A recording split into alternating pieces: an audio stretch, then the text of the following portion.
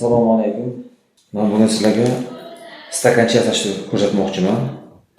Mana bunday stakancha malina, qulupnoy ko'chat qilish uchun juda qo'l keladi. Klyonkamiz razmeri qora klyanka 32 ga 14. Mening qo'limga ilingan narsa Pimalux bo'ldi. Shu bilan stakancha qilyapman. Pimalux bilan. Shuni razmerini oldim.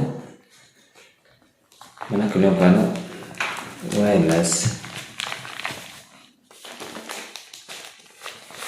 Mana qilib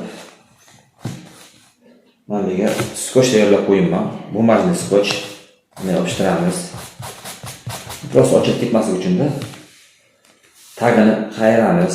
Mana bunday qilib.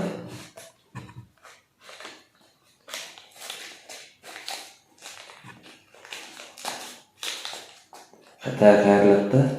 Bunday qilib skoch bilan yopishtirib qo'yamiz tagini. Bo'ldi. Keyin alyuminli skoch bilan mana buni ham tayyorlab qo'yibman.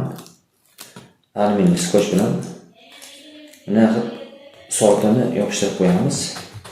Mana soat violet. Mana bunday qilamiz, stakancha tayyor mana.